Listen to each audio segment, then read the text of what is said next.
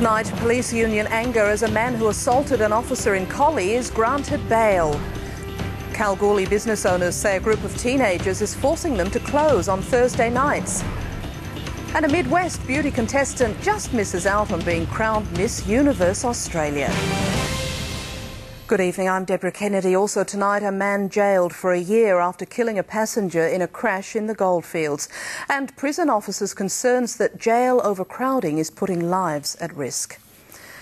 First, though, the WA Police Union says it's angry that a man who kicked a southwest policeman this week has been granted bail. 43-year-old Wayne John Mortimer faced the Bunbury Magistrates Court today and pleaded guilty to 4 charges, including assaulting police and carrying a weapon which might cause fear.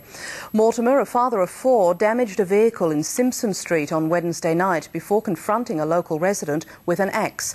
He then menaced police, who drew their guns and ordered him to drop the weapon. He kicked an officer during his arrest. Today, Mortimer was granted bail despite police opposition. The union stunned.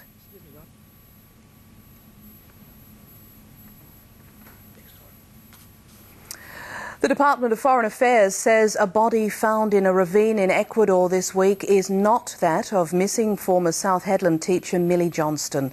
The 25-year-old was involved in a quad bike crash in the Andes Mountains last week but hasn't been found. Her male English travelling companion died. DFAT says the woman's body was shown to Miss Johnston's parents, who confirmed it was not their daughter.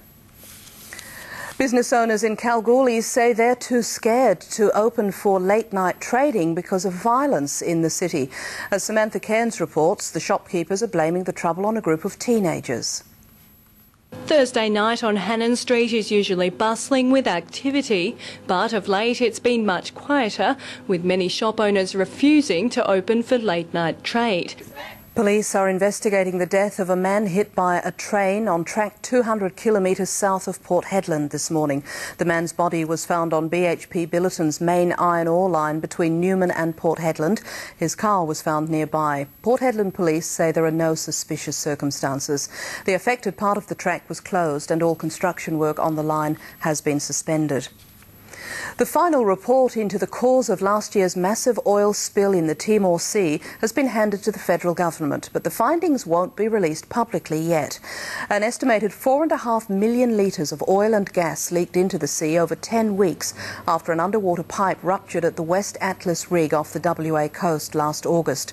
Greens Senator Rachel Seward says she wants to see the report's recommendations as soon as possible so she can raise any issues in Parliament before next week's break for 2 months. It's very clear that change is needed to our regulatory process, to our compliance monitoring process, and I also believe we need to make sure we've put in place an effective set of marine sanctuaries.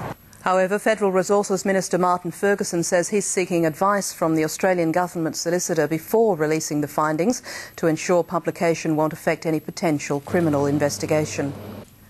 Coming up on Win News, how the new paid parental leave scheme will affect country parents and braving the night's chill for a cause.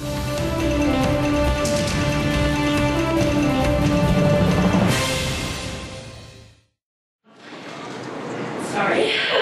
We need to focus on keeping good, sorry.